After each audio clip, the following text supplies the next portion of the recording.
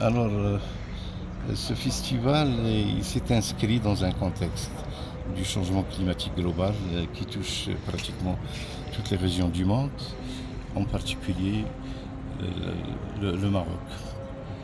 Alors, à travers ce festival, on veut premièrement faire de la sensibilisation, de l'information, de la communication pour le commun des mortels, pour que les gens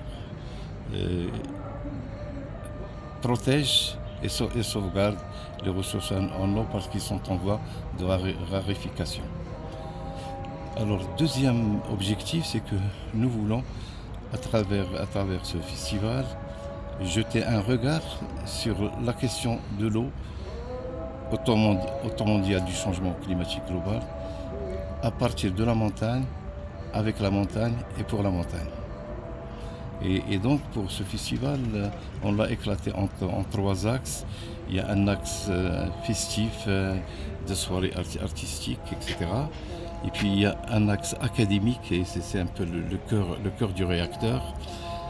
Et je reviendrai sur ce point. Et puis un troisième volet, c'est un peu les actions citoyennes, c'est-à-dire pour que le citoyen soit perceptible, comprenne un peu les messages, il faut l'intéresser, il faut le convaincre un peu, sinon il ne va pas prendre en considération votre discours. Alors en ce qui concerne le forum de l'eau de Khnifra, que nous espérons en faire un jour le Davos de l'eau du Maroc. Notre objectif, c'est qu'on espère faire de Khnifra le Davos de l'eau du Maroc. Pour ce forum-là, on a retenu pour cette édition une thématique qui nous semble pertinente et très très importante. C'est ce qu'on a appelé l'eau, le défi fédérateur pour les deux régions de Bni Mellal Khnifra et de Casablanca-Stad. Ces deux régions mastodontes de l'économie marocaine. Casablanca, c'est 40%.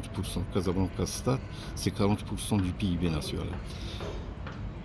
Khnifra Bni Mellal, c'est 30% de la production de sucre au Maroc, à peu près 30% de la production de lait au Maroc. Donc là, c'est des régions qui jouent un rôle très très important en ce qui concerne la dynamique économique du pays et en ce qui concerne aussi la sécurité alimentaire du pays. Seulement, il se trouve que ces deux régions, c'est comme quelqu'un qui est dans la voiture sans roue de secours. Ils sont géolocalisés dans un bassin hydraulique, le bassin de Marabia, c'est le bassin le plus problématique au Maghreb.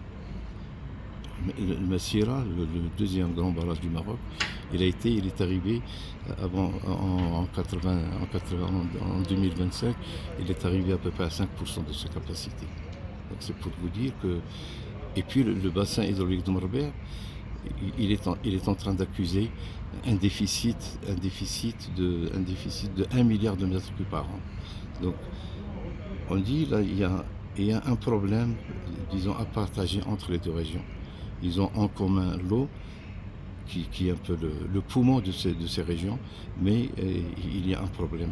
Donc là, on va essayer, à travers des rencontres comme ça, de plaider dans le sens que ces régions se concertent, se partagent la vision, se partagent la décision, surtout en ce qui concerne le problème de l'eau.